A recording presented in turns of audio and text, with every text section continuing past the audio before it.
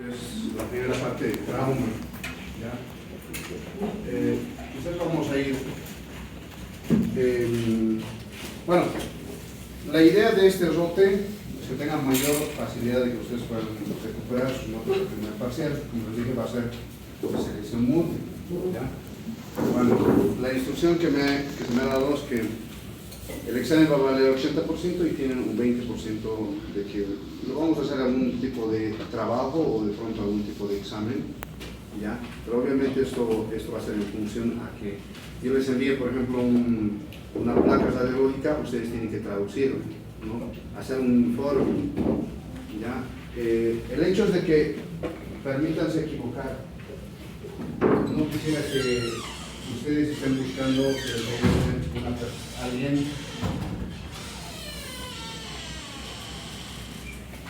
y por el solo hecho de obtener buenas notas, ¿no? Para mí lo más importante es el intento que se hace. Por ejemplo, si se dan de cuenta, las notas que la mayor parte de ustedes tienen es porque ha hecho el intento. Hay algunos que ni siquiera se han dado la molestia de identificar si es antero, posterior o posterior anterior. No tengo por qué ponerle también una nota ahí. A ver, pásalo de eso. Bueno, empezamos con lo que es pelvis masculino. En el tema de pelvis masculino, en forma puntual, vamos a ir hablando de los estudios radiológicos que más frecuentemente se utilizan. Entre ellos es la uretrografía retrógrada. La uretrografía retrógrada tiene una indicación. La indicación primordial es ante la sospecha de reflujo vesicouretral. Ureteral, ya no uretral. Es decir, que yo coloco un medio de contraste a través de lo que es el meato urinario, ya esto asciende y nos distingue o nos magnifica lo que es la vejiga, ¿no? Pero ¿para qué lo hacemos esto? Fundamentalmente para ver la competencia o incompetencia de lo que es el esfínter vesical inferior, ¿no? En este caso, recuerden que a este punto descienden los uréteres y entran al trígono vesical y finalmente desembocan sobre la vejiga. Por ejemplo, si un paciente normal, ¿qué sucede? Por más que esté con la vejiga bien distendida, no existe reflujo hacia el uréter de la orina. ¿Por qué? Por la competencia de este esfínter. ¿Ya? Existen condiciones donde ese esfínter puede alterarse su competencia y llegar a producir un reflujo vesicoureteral. ¿Ya? Entonces, el estudio más importante para determinar si hay o no hay reflujo vesicoureteral es la uretrografía retrógrada. ¿Ya? Ahora, de ahí a que les pregunte cuáles son las causas más frecuentes de reflujo vesicoureteral. Generalmente las causas primordiales son obstrucciones a nivel de la uretra. Esta uretra se puede obstruir por 4 aspectos fundamentales, ¿no? Hiperplasia de próstata, ¿ya? Otro, cáncer de próstata, ¿ya? Litiasis uretral y finalmente vamos a hablar de la estenosis uretral. La estenosis uretral finalmente se da por instrumentación excesiva, ¿no? Ya sea porque al paciente le coloco constantemente sondas vesicales o ya de pronto le echo una cirugía a través de una resección transuretral por vía endoscópica de la próstata y estos pacientes pueden terminar con la estenosis uretral. ¿Ya? Y esto producir retención de orina y la retención de orina va a producir reflujo vesicouretral. Entonces, primero, ¿cuál es la indicación principal de un estudio uretrografía retrógrada? Reflujo vesicouretral. O si no, si les pregunto, por ejemplo, en un paciente con reflujo vesicoureteral, ¿qué estudio les solicito? Uretrografía retrógrada. Diferente, si les pregunto cuáles son las causas de reflujo vesicoureteral, estenosis, litiasis, cáncer de próstata, hiperplasia de próstata. ¿Estamos? Ya. Vos. Nos vamos a la siguiente. Lo siguiente ya se asocia a patologías testiculares, ¿ya? O de la bolsa escrotal. Una de las patologías más frecuentemente visualizados es el aumento de volumen ya sea de la bolsa escrotal o incluso del testículo. En este caso, cuando existe un aumento de la bolsa escrotal, la mayor parte de los casos es por acúmulo de líquido en el espacio escrotal, entre la bolsa escrotal y los testículos, ¿no? En este caso, todo lo que están observando es líquido.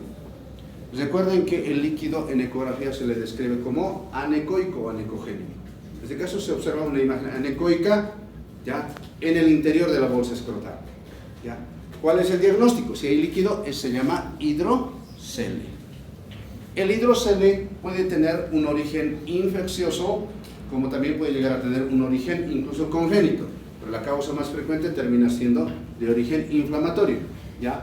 En este caso, por ejemplo, infecciones como ser la orquitis, ¿ya?, o es decir, infecciones, por ejemplo, una papera, se le cuida mucho al varón. ¿Por qué? Porque muchas veces el virus puede migrar hacia lo que es el páncreas y fundamentalmente hacia los testículos, produciendo hidrocele o en su defecto, incluso en algunos casos, hablamos de una orquitis. Pero en este caso, ¿cómo diagnosticamos clínicamente un hidrocele? Le hacemos una prueba de la transiluminación. Le colocamos por debajo de la bolsa escrotal, le colocamos una luz y todo lo que es la bolsa escrotal va a encender como si fuera un foco. Prueba de la transiluminación. Ecográficamente lo evidenciamos a través de la presencia de una imagen anecoica. Este líquido puede cambiar y convertirse en un contenido purulento. En este caso, fíjense, se observa múltiples imágenes tabicadas, ¿ya?, y en su interior se observan imágenes anecoicas, ¿no? Eso quiere decir que este hidrocele se ha sobreinfectado y ha empezado a producir pus, ¿ya? Cuando se empieza a producir pus en el interior de lo que es el espacio de la bolsa escrotal, ¿ya?, se va a visualizar así, tabicaciones finas y gruesas. A eso se le conoce como piocele, ¿ya? El antecedente clínico más importante, aparte del aumento de volumen, es que este paciente presenta alzas térmicas, ¿ya? Nos vamos a lo siguiente, el hematocele y la fractura testicular. El hematocele no es más que secundario a una fractura testicular. En este punto, fíjense, acá se observa una solución de continuidad del testículo. Y obviamente esa solución de continuidad va a permitir que salga líquido, ¿no?, hacia el espacio escrotal, produciendo lo que es un hematoma, ¿ya?, un hematoma. Si bien el hidrocele y el hematocele tienen la misma característica, miren, casi lo mismo. ¿Cuál va a ser la diferencia sustancial? El antecedente, ¿no ve? Por ejemplo, si yo le doy una patada en los bajos, no va a decir hidrocele, ¿no ve? ¿No? Ya por lógica, eso es hematocele, ¿no ve? Por el antecedente traumático. ¿Está bien? Otra patología, hablamos de esto que estamos visualizando, se denomina microlitiasis testicular. La microlitiasis testicular habitualmente tiene un antecedente quizás multifactorial, algunos lo dicen idiopático, ¿ya? Una de las causas más frecuentes son los traumas recurrentes, ¿ya?, golpes frecuentes. Otra de las causas, infecciones frecuentes. Otra de las causas puede llegar a ser incluso de origen congénito, como ser en el síndrome de Klinefelter, como en el síndrome de Down, incluso en el pseudohermafroditismo. En estos casos podemos observar microlitiasis testicular. Todo paciente con antecedente de microlitiasis testicular, lastimosamente, tiene un alta incidencia de ser infértil o estéril, ¿ya? Entonces, por eso es que les pongo esta patología. La otra patología se denomina varicocele, ¿ya? Con todo esto que les estoy hablando, el estudio de primera elección para evaluar masa testicular es a través de la ecografía. ecografía. ¿Sí? En las damas, igual, ecografía. ¿Ya? En este punto, hablamos del varicocele como una dilatación tortuosa de los plexos pampeniformes, produciendo, en este caso, va a llegar a tener varices en el plexo pampeniforme. Eso se denomina varicocele. ¿Ya? Varicocele. ¿Saben qué es la técnica de Chievasu? Semiología. Es cuando agarran el testículo y el epidídimo y todo lo que es la bolsa, todo lo que es el cordón espermático con los dos deditos, ¿sí? Lo agarran, ¿no? Y lo traccionan hacia arriba. Si hay dolor, es técnica de Chievasu positivo. Si no hay dolor, es Chievasu negativo. Chievasu les permite diagnosticar orqui epididymitis o epididymitis. ¿No ha llevado todavía semiología veterinaria? A mí me ha dicho que sí. Siguiente, otras patologías. En este caso, lo hablamos de la orquitis. Para no complicarlos, aquí hay múltiples conceptos que se observan. ¿Ya? En la orquitis existen dos cuadros clínicos. ¿Ya? En este caso, el primero es aumento de tamaño testicular. ¿Ya? Primero. El segundo criterio ecográfico es el aumento del flujo sanguíneo. ¿Ya? Son las dos manifestaciones ecográficas más frecuentes.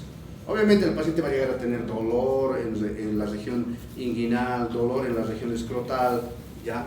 Pero sin embargo lo más importante, ecográficamente vamos a ver esto: aumento de tamaño testicular y aumento del flujo sanguíneo. Y fíjense, esto es un testículo normal y esto es un testículo aumentado de volumen. Y se dan de cuenta, miren, esto es el testículo derecho y todo esto es el testículo izquierdo. ¿Qué observamos? Aumento de tamaño en relación al aumento del flujo sanguíneo. ¿Está bien? Dos cosas esenciales. Acá igual, miren, acá normal, acá aumento del flujo sanguíneo, ¿no? Criterio. Ahora, existe el otro término, que es torsión testicular, ¿ya? La torsión testicular tiene una característica similar a la anterior, ¿no? Torsión testicular. El primer criterio también es aumento de tamaño. Pero sin embargo, en contraparte a la anterior, la orquitis, ya no existe aumento del flujo sanguíneo. En este caso hay disminución del flujo sanguíneo. Fíjense, este es un testículo normal y este es un testículo con torsión testicular. Acá, vean, hay flujo sanguíneo, pero acá prácticamente hay ausencia. Y lo mismo que acá. Acá tenemos flujo sanguíneo positivo, acá negativo. Aparte tenemos un aumento de tamaño. ¿Está bien? Habitualmente a esto se le conoce como el síndrome del escroto agudo, ¿ya? O del testículo testicular agudo. Todo paciente puede llegar a venir solamente por el antecedente. Doctor, le cuento que se me ha inflamado los testículos, ¿ya? ¿Ustedes cómo diferencian si es una orquitis o es una torsión testicular? Ecográficamente, les vuelvo a recalcar. Si ecográficamente les dice flujo Doppler negativo, ¿cuál es el diagnóstico? Torsión testicular. Pero si hay aumento del flujo sanguíneo, es orquitis. ¿Está bien? El tratamiento obviamente es diferente, porque si hablamos de una torsión testicular, dependiendo de la cantidad del tiempo de evolución, el paciente incluso puede terminar en una orquiectomía. ¿Ya? Entonces, eso tienen que considerar.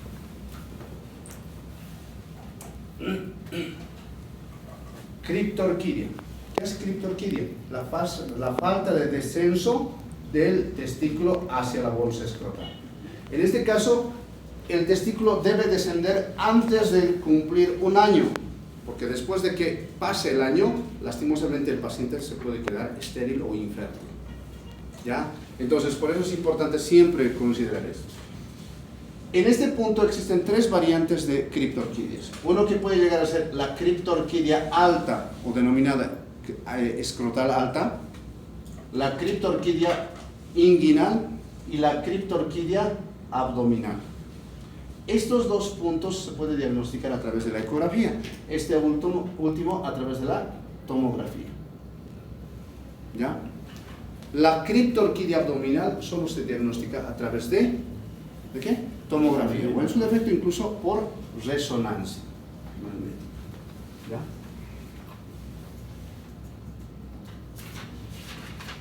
Bueno, no quiero cansarles con todo esto, pero siempre recuerden, mientras más blanco las imágenes ecográficas, en la ecografía, mayor criterio de benignidad.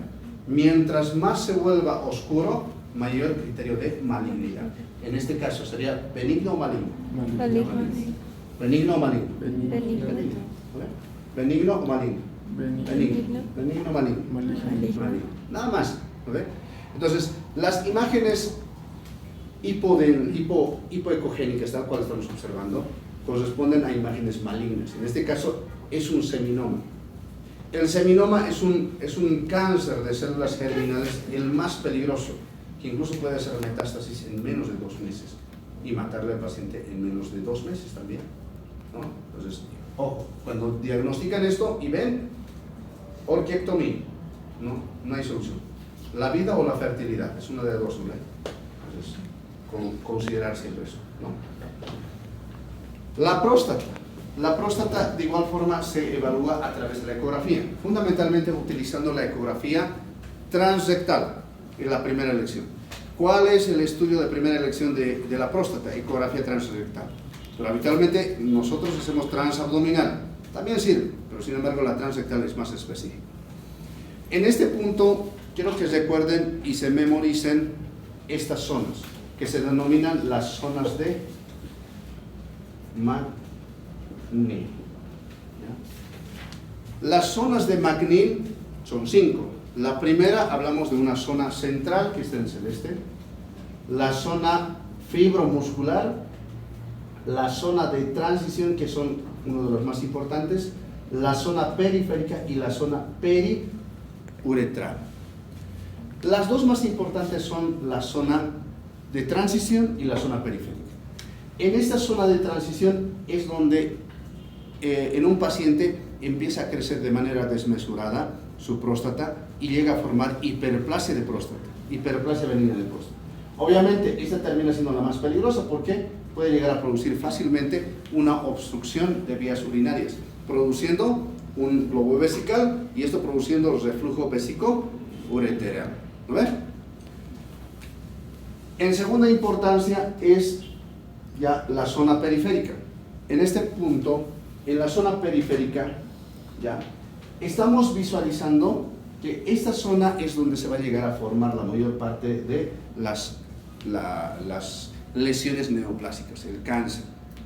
Ya, en primer lugar, ¿ya? ¿Dónde se llega a formar cáncer? En la zona periférica. ¿Dónde se llega a producir la hiperplasia de próstata? Eso, zona de transición. ¿Ya? Dos cosas que tienen que tomar en cuenta. Ahora, esto obviamente nos sirve como referencia para determinar si es hiperplasia o cáncer de próstata. En este punto, quiero que vayan tomando un algoritmo bien importante. ¿Ya? Si bien la próstata pesa 20 gramos, ¿ya? 20 gramos. En este caso, le hago tacto rectal, clínicamente, el paciente está orinando de poco en poco, ¿ya? Tiene síntomas urinarios. ¿Qué le hago? Ultrasonografía prostática. Resulta que mi paciente al hacer la ecografía está mayor a 20 gramos. ¿Ya? En este caso puede ser un grado 1, 2, 3 o 4. Grado 1 de 20 a 29. Grado 2 de 30 a 49. Grado 3 de 50 a 80. Y mayor a 80, grado 4. Indistintamente. Si tengo cualquiera de estos cuatro, el diagnóstico va a ser hiperplasia de próstata. No me puedo animar a decir si es cáncer o es hiperplasia benigna de próstata, porque no me compete todavía. ¿Qué es lo que hago posteriormente? Voy a pedir antígeno prostático. ¿Ya? El antígeno prostático normalmente está menor a 4 nanogramos. En este punto, si el antígeno prostático está mayor a 4 nanogramos, esto es igual a CA de próstata. ¿Ya? Si el antígeno prostático está menor a 4 nanogramos, esto es igual a hiperplasia benigna de próstata. Recién puedo decir. ¿Entendido? ¿Ya? Les puedo colocar un caso clínico, ¿no? Paciente con tantos, ustedes me tienen que diagnosticar todos y determinar si es hiperplasia o cáncer de próstata. Pero siempre fíjense, para diferenciar estos dos, determinen antígeno prostático, por si acaso. ¿Está bien? Ya. ¿Preguntas, dudas hasta ahí? Pelvis femenina. En este punto vamos a evaluar lo que concierne a aparato reproductor femenino. Existen dos tipos de abordajes de ecografías. Una ecografía transabdominal o suprapúbico, o una ecografía transvaginal o endocavitaria. El estudio de primera elección en varones y en mujeres, ¿ya? Obviamente siempre va a ser endocavitaria, ¿ya? Y en los pacientes masculinos, para evaluar próstata, de primera elección es transrectal. En las damas es endocavitario o transvaginal, siempre. Pero debemos reunir condiciones, porque no a todos le podemos hacer transvaginal. La primera indicación es el antecedente de inicio de relaciones sexuales. Si el paciente no ha tenido un inicio de relaciones sexuales, obviamente imposible. ¿Ve? Eso va a ser atentado contra su sexualidad. ¿Ve? Hacemos una transabdominal. Si el paciente ya ha tenido antecedente de relaciones sexuales, de preferencia hagan siempre transvaginal. ¿Ya? Entonces, ¿cuál es el requisito principal para hacer una ecografía transabdominal? Que la vejiga esté llena. Para hacer una ecografía transvaginal, todo lo contrario, la vejiga debe estar vacía. Ahora vamos a ver la diferencia entre una ecografía transabdominal y transvaginal. Esta es una ecografía transabdominal. ¿Por qué digo transabdominal? Porque estamos con la vejiga llena. Y en este punto, fíjense,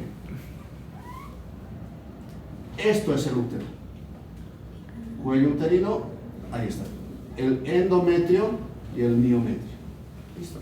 Y esto es el conducto vaginal. ¿Ya? Pero fíjense que no me muestra con tan alta definición, ¿ya?, lo que es las estructuras anatómicas del útero. ¿Ya? Entonces, ¿qué hago?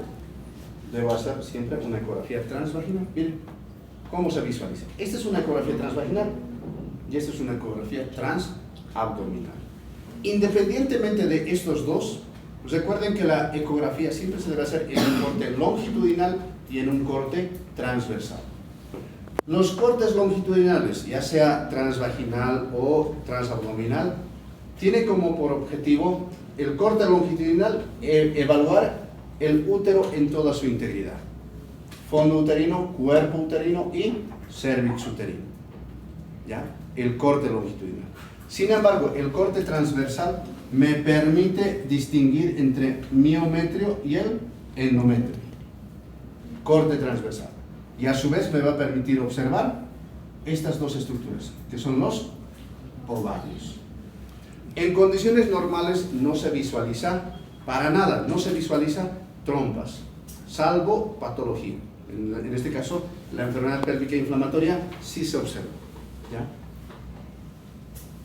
A ver, comparemos los cortes longitudinales transabdominal y transvaginal.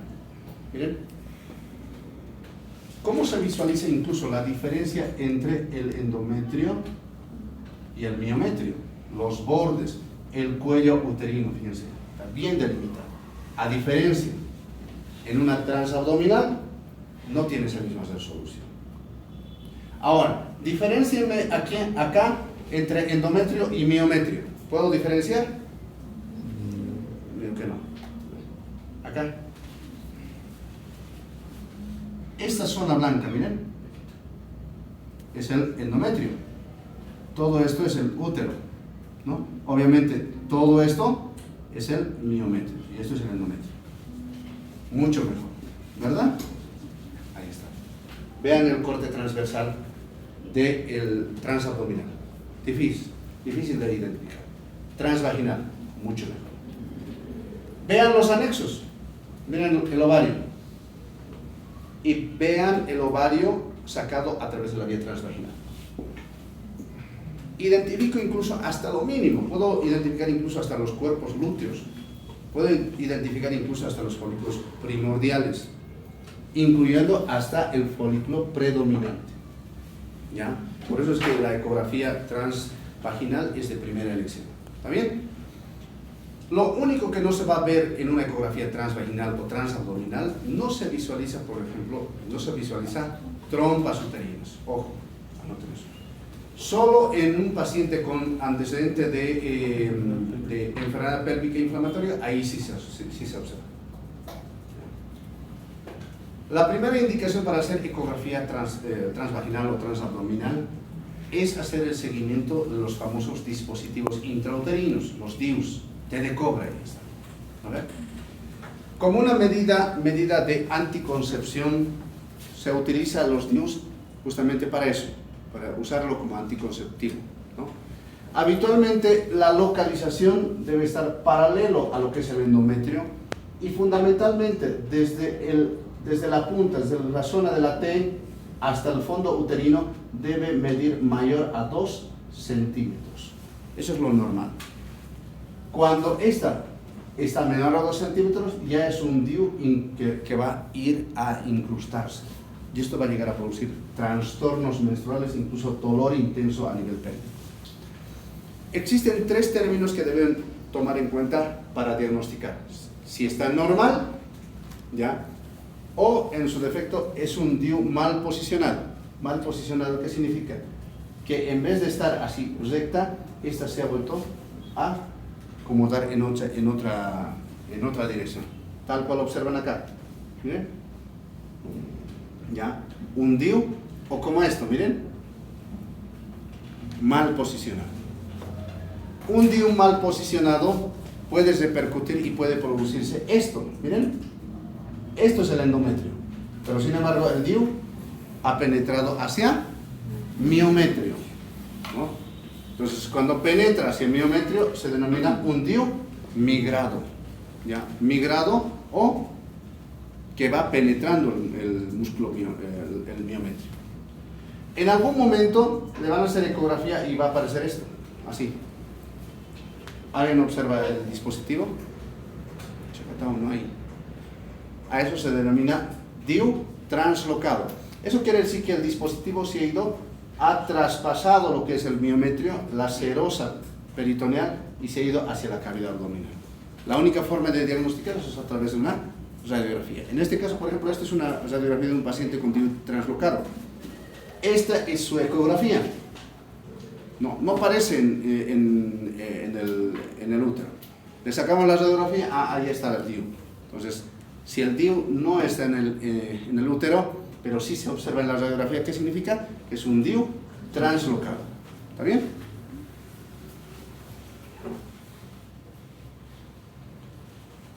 A través de la ecografía podemos determinar el momento del ciclo menstrual. ¿Ya? Ecográficamente lo vamos a dividir en 3 momentos. Un primer momento que se llama la fase menstrual, la fase proliferativa y la fase secretora. En este punto vamos a reconocer estas imágenes, ¿ya? Habitualmente en la fase menstrual es cuando la decidua, en este caso el endometrio, en vista de que no recibe al óvulo fecundado, empieza a desprenderse, convirtiéndose en la decidua menstrual. ¿Ve? A partir del primero al segundo día, esto se va desprendiendo En su interior va produciéndose el desprendimiento para finalmente eliminar. En esta primera fase, en la fase menstrual temprana, vamos a observar esta imagen, así, como una forma de un ojal de una aguja, ¿no? El ojo de la aguja. Una banda bilaminar también se le denomina, ¿no? Esa es una fase menstrual temprana. Entre el cuarto al quinto día, ya está en la fase de terminar su ciclo menstrual, ¿ya? El miometrio se encuentra bien delgadito. En este punto vamos a observar simplemente una línea única, ¿no? Conocido como la línea endometrial, ¿ya? Entonces, esta que puede medir entre 2 hasta 4 milímetros de grosor, ¿ya? Esto se llama línea endometrial. Y esta es una fase menstrual tardía, que se presenta que está entre el cuarto al quinto día. Entre el primero y el segundo día, ¿cómo se observa? Como si fuera un ojal de aguja, o denominado una banda bilaminar. Entre el cuarto y el quinto día, ¿cómo se observa? Una banda laminar, una sola lámina, o la línea endometrial.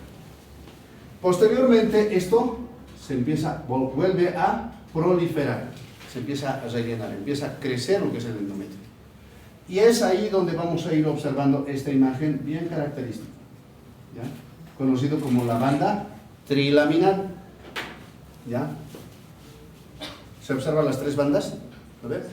La banda trilaminar corresponde a una fase proliferativa tardía, bueno, una fase proliferativa, para no complicarnos, ¿ya? Y finalmente, una vez que se forma esta banda trilaminar, bueno, estos espacios que están todavía anecoicas se empiezan a rellenar de endometrio y finalmente muestra una imagen hiperecogénica así, que puede llegar a engrosarse hasta los 16 milímetros, ¿ya? Esto se denomina la fase secretor, ¿ya? Fase menstrual, fase proliferativa y fase secretor. ¿Está bien? ¿Se entendido? ¿Ya? La fase proliferativa, banda trilaminar. La fase secretor, una fase ancha, ¿no? Hiperecogénica. La fase menstrual temprana, bilaminar, en ojal de aguja. Y en fase menstrual tardía, línea endometrial. Vamos a hablar de lo que son los quistes. Eso sí, ya ustedes tienen que saber, pues, de conocer, ¿ya? Los quistes de ovario son patologías frecuentes en las damas, ¿no? Los quistes de ovario pueden tener un contexto hormonal o ya de pronto congénito. En algunos casos hablamos del ovario poliquístico, ¿no? Pero sin embargo es importante que ustedes identifiquen qué tipo de quistes es la que presenta el paciente, ¿no? Primero, tenemos dos tipos de quistes: quistes simples o quistes complejos. Este quiste, cuando hablamos de un quiste simple, las paredes laterales son finas, con un contenido completamente anecoico, lleno de líquido. Es un quiste simple y es completamente benigno. Generalmente tiene un criterio de malignidad menor al 1%, o sea, es más benigno. A partir de que esta presenta imágenes adyacentes como ser tabicaciones, ahí sí ya sospechamos de patología. En este punto, ¿qué estamos hablando? De un quiste complejo. Un quiste complejo puede llegar a tener tabiques o septos finos, septos gruesos, ¿ya? Incluso vegetaciones, o peor aún, ¿ya?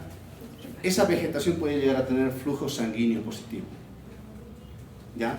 Mientras más anecoico, benigno. Mientras más existe vegetaciones, y peor aún, si hay flujo sanguíneo, maligno, ¿ya? Ahora, ¿cómo hacemos para identificar un quiste de ovario? Lo primero que tenemos que hacer es identificar si es ovárico o no es ovárico, si depende de ovario o no. ¿Puede existir quistes en cavidad peritoneal que no sean de origen ovárico? ¿Sí? ¿Han escuchado del quiste hidatídico? Puede formar a nivel peritoneal, puede ingresar y hacer, digamos, asimilar como si fuera un quiste de ovario. Algunos se han equivocado, ¿ya? Entonces, en este caso, definir primero si es ovárico o no es ovárico. Ya, es ovárico. Lo siguiente es definir el patrón. Para definir el patrón deben deben ir a lo anterior, que dice, para determinamos si es quiste simple o es quiste complejo. ¿Ya? Ahí está. Un quiste simple, realmente es un quiste de ovario común y corriente, no pasa nada. Mayor a 5 centímetros es criterio quirúrgico. ¿Ya? Menor a 5 centímetros, sí, todavía pueden hacer tratamiento hormonal, no con pastillas anticonceptivas. Quiste complejo, tabiques finos, generalmente es un quiste hemorrágico. Tabiques gruesos, ya hablamos de un endometrioma.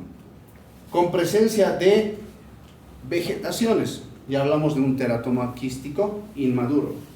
Y si observamos con flujo sanguíneo, y esto ya es un cáncer de ovario completamente maligno, si tiene flujo sanguíneo, es el peor pronóstico. Para poder clasificar esto, nosotros hablamos de la clasificación ORATS, ¿ya? ORATS. En las mamas se habla de la clasificación BISATS, ¿no ven? En este punto, pero ¿por qué empieza solamente desde 2? Porque desde ahí se considera patológico, ¿ya? Existe un primer ORATS que se llama un ORATS 0. Un ORATS 0 es un estudio insuficiente, es decir, que no es concluyente. Puede ser porque el paciente no ha colaborado, puede ser porque el médico que lo ha hecho la ecografía no ha tenido la mínima idea de cómo evaluar y no ha encontrado nada. No sabe si es benigno o maligno. Es un ORATS 0, ¿ya? Inconcluyente, incompleto, insuficiente. Luego viene un ORATS 1. El ORATS 1 significa que es un ovario completamente normal. ¿Ya? En algún momento, por ejemplo, las damas se van a hacer sacar una ecografía mamaria y les van a decir BISATS 1, estoy seguro que se van a asustar, ¿no? Porque ya de pronto es un diagnóstico que muchos lo piensan que es algo malo. ORATS 1 o BISATS 1 es una mama o un ovario completamente normal, que no tiene ninguna patología. ¿Ya? No se compliquen eso, ¿ya? A partir de un ORATS 2, recién se considera patológico. En este caso, un ORATS 2 corresponde a un quiste simple, ¿ya? Que tiene un criterio de malignidad menor al 1%, como nos decía, ¿ya? Un ORATS, ahí va, un ORATS 3, ahí sí, ya tiene presencia de tabiques, fíjense acá, ¿ya? Tabicado. ¿Ya? Cuando está tabicado, ¿qué puede llegar a ser? Un quiste hemorrágico. ¿Está bien? Un ORATS 4 ya presenta ya sea vegetaciones o incluso tabiques gruesos, tal cual observan. Más gruesos que estos, miren, diferente, ¿no? ¿Qué cosas pueden llegar a ser estos tabiques? Puede llegar a ser un endometrioma o incluso un teratoma quístico inmaduro, ¿ya? Algo ya preneoplástico. Y fíjense, ¿cuánto porcentaje de probabilidad de malignidad tiene? Un 10 al 50%, un ORATS 4, ¿ya? Un ORATS 5 tiene un riesgo superior al 50%. ¿Por qué? Porque esto tiene todos los anteriores más vegetaciones, pero fundamentalmente con flujo sanguíneo positivo. Y esto tiene mayor criterio de malignidad. A este paciente se le debe hacer sí o sí un histopatológico. Ya. Un histopatológico, es decir, hacerle una biopsia y mandarle a patología. ¿Ya? Si el histopatológico sale positivo, a esto se le conoce como ORATS 6. ¿Qué es el ORATS 6? El ORATS 6 es una variante de ORATS 5 más histopatológico positivo. Ese es ORATS 6. ¿Está bien? ¿Se ha entendido? ¿Preguntas? ¿Dudas? ¿Hasta ahí? Antes de que pasemos al otro tema.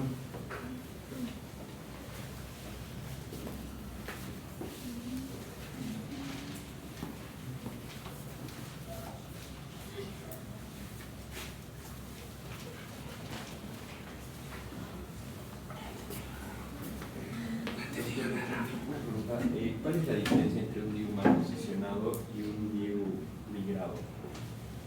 Ya. A ver. Hagan de cuenta que esto es el útero. Normalmente este es el endometrio. El DIU mal posicionado, habitualmente, a ver, si esto fuera el cuello uterino, el DIU mal posicionado puede ir bajando hacia abajo, así, alejarse del fondo uterino. O en su defecto, si estamos viendo así un útero de frente, ¿no? Normalmente debería estar así, ¿no ven? Pero sin embargo, el DIU se va a posicionar de esta forma, así. Mal posicionado. Ese mal posicionamiento puede permitir el contacto, puede llegar a producir que este dispositivo empieza a migrar y empieza a incrustarse hacia el miometrio, convirtiéndose en un DIU migrado. Y está empezando a migrar a otra región. Llega un momento en que este DIU se sale por fuera de lo que es el cuerpo uterino y se va hacia la cavidad peritoneal. A eso se le habla de un DIU translocado. ¿Está bien? Está bien la pregunta. Pregunte. Doctor, ¿y un DIU de inserción baja? Esto. O sea, es lo mismo que hablar del mal posicionado. ¿Lo ven?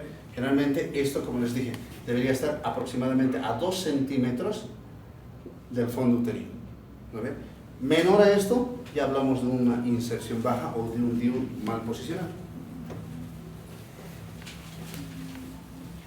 O sea, en todos los casos, por ejemplo, un DIU mal posicionado hay que retirarlo. No hay de otro. Migrado, de igual forma. Un DIU translocado, lastimosamente, se debe hacer cirugía. No hay de otro. ¿Lo ven? A través de una vía, por la vía laparoscópica. ¿Ya? Leiomioma. A ver, ¿por qué una vía laparoscópica? Se supone que el DIU ya ha ingresado hacia la cavidad peritoneal. ¿No ven? ¿Cuál es la vía por la cual lo sacarían? No hay de otra. Hay que hacer incisiones quirúrgicas y a través de eso sacar el dispositivo. ¿Ya? La otra patología es la leiomiomatosis o el mioma uterino. ¿Ya? En este punto quiero que tomen en cuenta de que existen 3 variantes de miomas. Un mioma submucoso, ¿ya? Un mioma intramural que se encuentra en las paredes y un mioma subseroso.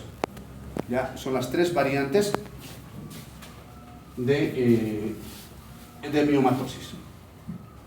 En este caso, si bien ecográficamente yo puedo diagnosticar, ¿ya? Miren, ecográficamente a través de la vía transabdominal es esto, el mioma. Transvaginal es esto, ¿no? Pero sin embargo, si yo a este paciente le hago una tomografía, tampoco existe cambios sustanciales. Ahí está el mioma. Pero si a este mismo paciente le hiciera una resonancia magnética, fíjense, no solamente nos permite observar el más grande, sino también otras pequeñas. Incluso esta, miren, la más pequeñita. Entonces, el estudio gold estándar en el diagnóstico de miomatosis es resonancia magnética. Nos permite hacer un mejor pronóstico. Porque puede ser que yo le saque una ecografía y directamente digo, ah, ya, es un mioma único. Y le hago una miomectomía. Después de 2 meses va a volver a lo mismo. ¿Ve? Entonces, eso ya no corresponde. Muy bien. Entonces, para el diagnóstico de leiomiomatosis, si queremos hacer un diagnóstico mucho más integral y definitivo, es hacerle una resonancia. Porque muchas veces le hacemos una miomectomía, pero resulta que este paciente tenía más miomas. Llega a terminar, digamos, no solamente una cirugía, sino una cirugía radical que contempla una histerectomía. Entonces, dependiendo, siempre la resonancia tiene muy alta resolución, fundamentalmente en una secuencia denominada T2. ¿Ya? Enfermedad pélvica inflamatoria. Ya de pronto en la ecografía y en la imagenología no vamos a ver. La enfermedad pélvica inflamatoria, el diagnóstico es más clínico, pero sin embargo, la imagen más típico que vamos a ir observando es la presencia de, ahí está, el conducto uterino o la trompa uterina ya visible, llena de líquido, tal cual observamos. ¿Ya? Acá, acá. ¿Ya? El conducto uterino ya se empieza a dilatar, porque recuerden que en condiciones normales no se visualizan las trompas uterinas, ¿verdad? ¿Ya? Eso en cuanto a lo que son la parte de la anatomía pélvica. ¿Alguna pregunta hasta ahí? Ahora nos vamos a trauma. Y con eso terminamos. Nos falta como 8 diapositivas. Eso es rápido. ¿Ya? ¿Cansados? Ya, les voy a hacer descansar. Servirse con una llamadita. Osteomía articular. En este caso vamos a ir hablando ya de lo que corresponde la parte de las fracturas y luxaciones. ¿Ya? Bueno, en realidad, si bien existen algunas fracturas bien peculiares, les voy a explicar algunas nada más porque este tema ya les corresponde llevarles en traumatología. Pero lo que a mí me concierne es que ustedes empiecen a reconocer una fractura. ¿Y cómo lo vamos a reconocer? Primero, determinando algunas estructuras. Por ejemplo, ¿qué es la cortical? Cuando se daña la cortical, ¿qué es lo que sucede?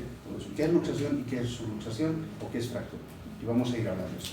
Vamos a iniciar hablando de las proyecciones radiológicas que vamos a usar en cuanto a lo que es el aparato locomotor.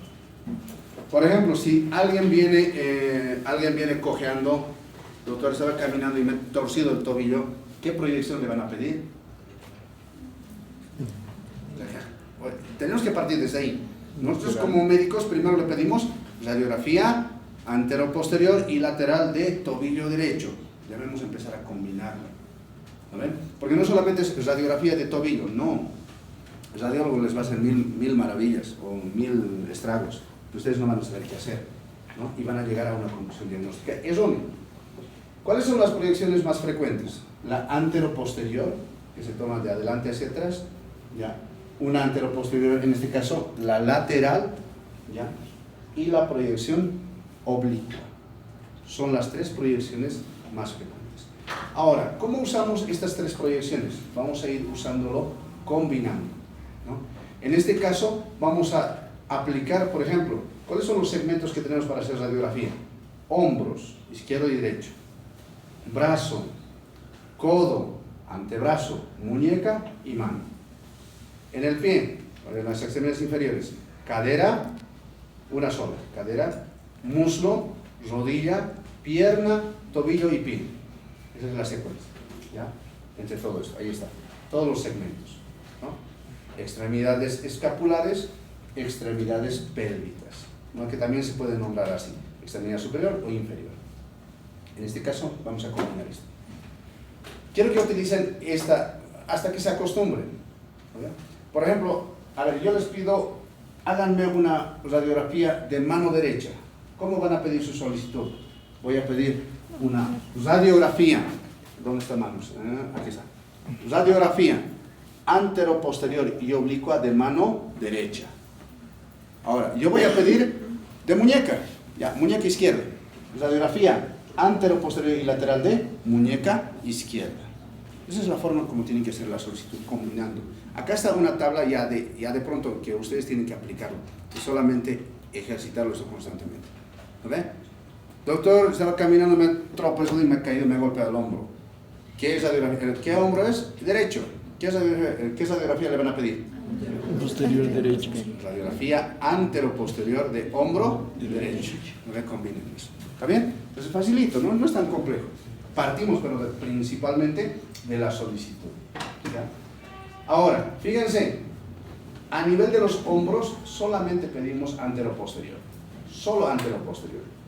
En caderas igual, antero-posterior. En el hombro la diferencia es antero-posterior. Antero-posterior, derecha o izquierda. ¿Ya?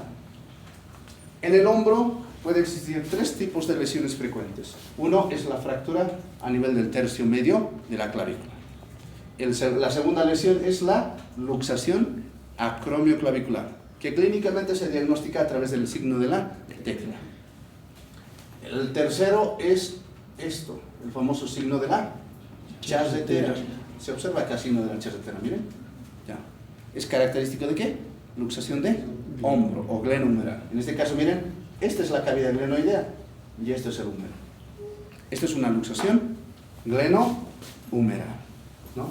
Obviamente, cuando tienen una luxación glenohumeral, siempre, después de reducirlo, tienen que hacer su, si vale el término, su control. Ahí está, el control. El antes, el cómo ha llegado y el cómo se ha ido. ¿A ver? Fíjense, la cavidad glenoidea y lo que es el húmero está completamente relacionado, ¿no? La otra radiografía es la radiografía anteroposterior de cadera. Y al hablar de anteroposterior, voy a ir evaluando todo lo que es la zona pélvica. En este caso, posteriormente se encuentra el sacro, lateralmente los huesos ilíacos, en este caso, conformados por 3 huesos fusionados, el ilion, el isquion y el pubis. Y acá tenemos, ¿qué se llama esta región? El acetábulo. Y esto es la cabeza del fémur. El cuello, ¿qué cuello es? Anatómico, ¿no ve? Trocánter mayor, trocánter menor. Y esto es la línea intertrocanteria o transtrocanteria. Y esta zona es el cuello quirúrgico, muy bien, ¿ya? Entonces, partiendo desde ese punto de vista, existen fracturas especiales, ¿ya? Y eso les voy a ir explicando acá. Clínicamente, la manifestación más frecuente y sospecha de fractura es el acortamiento de extremidad. El paciente obviamente no va a caminar, pero al momento de entrar en la camilla les aseguro que el paciente va a estar así. Normalmente los talones deberían estar a la misma altura, pero sin embargo cuando ustedes vean al paciente van a verlo así. Eso se llama acortamiento de extremidad. ¿Cuál lado está fracturado? El lado acortado, en este caso el derecho. En algunos casos puede tener rotación externa o rotación interna, que coadyuva, digamos, en decir si es una fractura completa o incompleta. ¿Ya? Si observamos eso, ¿qué piden? Una radiografía anteroposterior de cadera. Si hay acortamiento de extremidad, júrenlo, apuesten lo que sea, apuesten lo que ustedes quieran, que es una fractura de cadera y les aseguro que van a ganar. ¿A ver? Acortamiento de extremidad. Pidan una radiografía, ahí es donde ya es un poco difícil. Existen fracturas que se van a encontrar acá. Esta fractura se denomina fractura capital de cabeza, ¿no? Existen fracturas que se van a encontrar entre el cuello anatómico y la cabeza, este punto. Esta fractura se llama fractura subcapital. Y existen fracturas que se encuentran a este nivel, ya a nivel del cuello anatómico. Esto se llama una fractura cervical, ¿ya? O transcervical. Y existen fracturas en la base del cuello anatómico acá, ¿ya? Eso se llama una fractura basicervical, ¿ya? Basicervical. ¿Está bien? Esto es el trocánter mayor, trocánter menor. Esto que se denomina la línea intertrocanteria. Puede existir una fractura de un punto hasta el otro punto. A esto se le conoce como la fractura, tiene 3 nombres. Per, inter o trans, trocanteria. ¿Está bien? Cualquiera de los 3 sirve. Y puede existir fracturas a nivel del cuello quirúrgico, acá o ahí. Esto se denomina una fractura subtrocanteria. Básicamente, todas estas fracturas son conocidas como fracturas de cadera. ¿Listo? En resumen, ¿no? Ustedes dicen fractura de cadera derecha, fractura de cadera izquierda. ¿Pero qué tipo de fractura es? Fractura basicervical, cervical, pertrocanteria, ya eso ya, dependiendo de lo que les pregunte. ¿Está bien? Ahora, lo borro.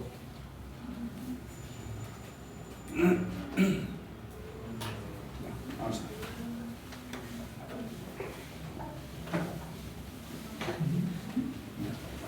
¿Qué tipo de fractura es esta?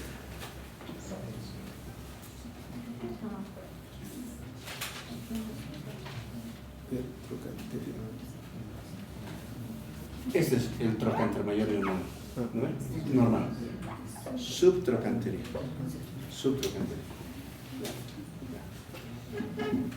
En brazos, ¿qué proyección voy a pedir? Esta es una anteroposterior y una lateral. En codo, igual forma, lateral y anteroposterior. En antebrazo, anteroposterior y lateral. Muñeca, anteroposterior y lateral. Ahora, ¿por qué no puedo pedir una anteroposterior y lateral de mano? Aquí fíjense.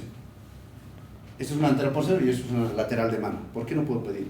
Porque fíjense, se sobreponen las estructuras óseas y no voy a poder diagnosticar adecuadamente. ¿Ya?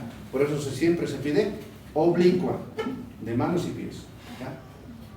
A nivel de la extremidad inferior, anteroposterior y lateral de muslo.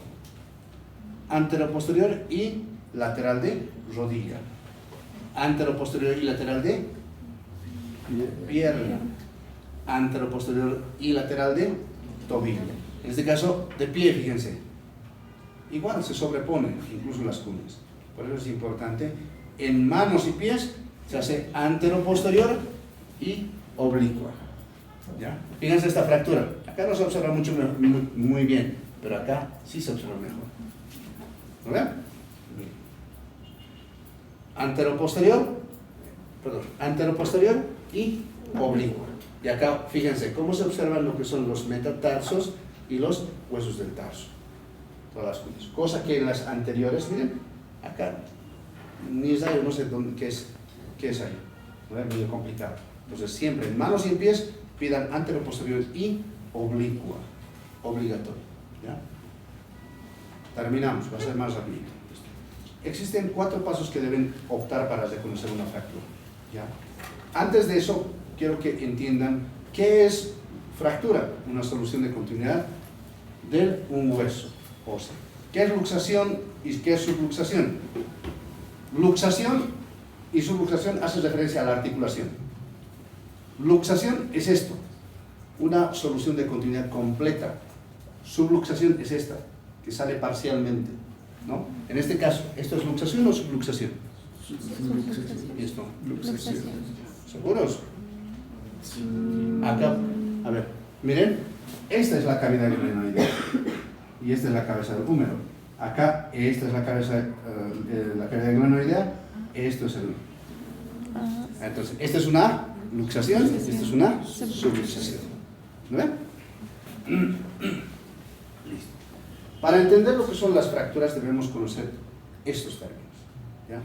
Recuerden que anatómicamente tenemos las epífisis proximal distal, la diáfisis.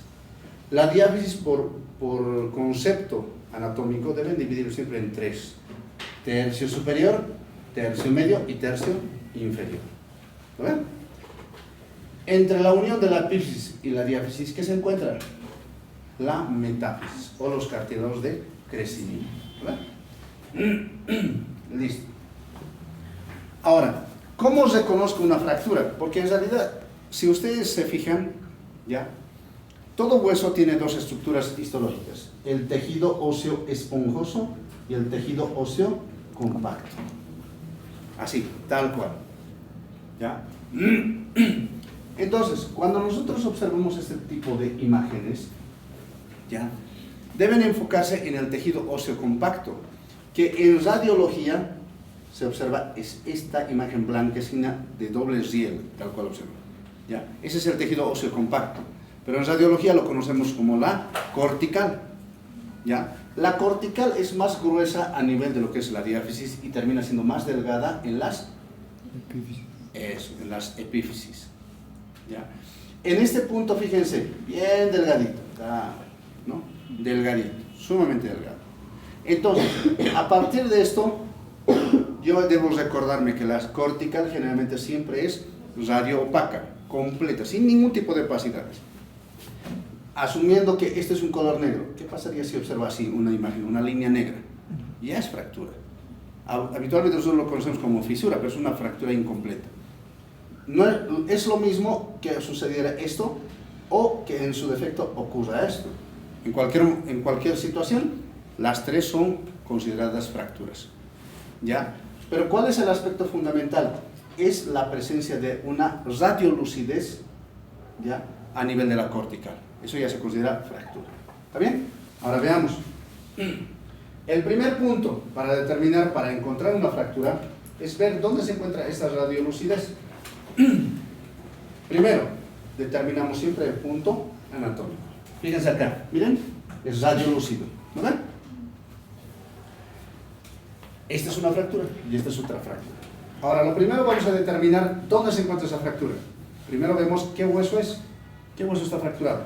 Clavícula. ¿Pero qué clavícula? ¿Izquierda o derecha? Derecha. ¿Qué está fracturado acá?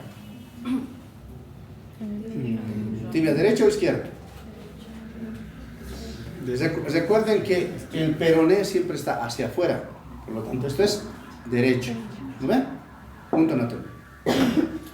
Ya. Entonces yo digo, lo primero, fractura a nivel de clavícula derecha, fractura a nivel de tibia derecha.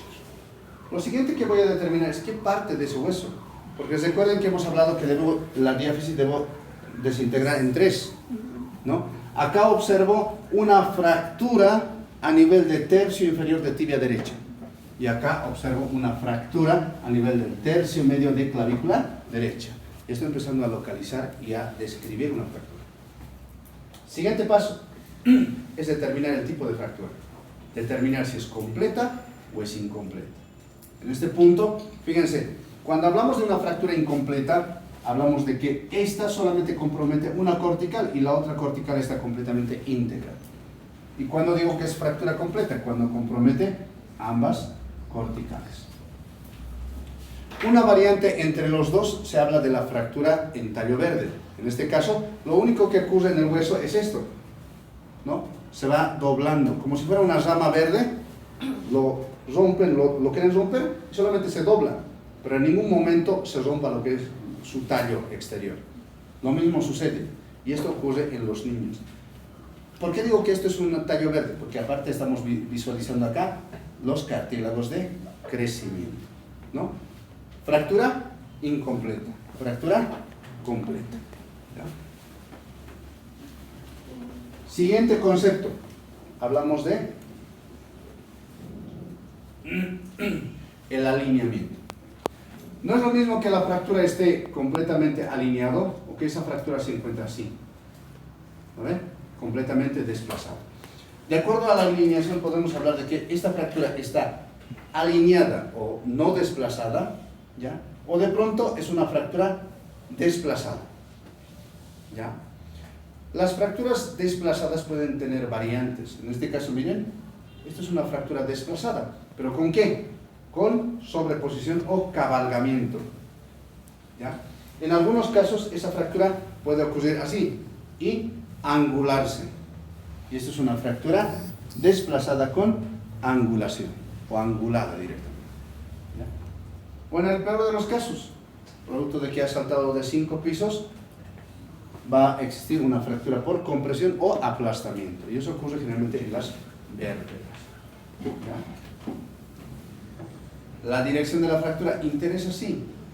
¿Por qué? Porque la más peligrosa es esta, la fractura oblicua, porque esta se puede convertir en un verdadero objeto cortante, como un cuchillo, ¿no? Producir lesiones o secciones nerviosas, incluso de vasos sanguíneos, o otras partes blandas, ¿ya? En este caso existen 5 variantes: una fractura transversal, una fractura oblicua, y la fractura oblicua tiene 2 variantes: una fractura oblicua corta, que solamente afecta 1/3, y una fractura oblicua larga, que va a afectar 2/3, ¿ya?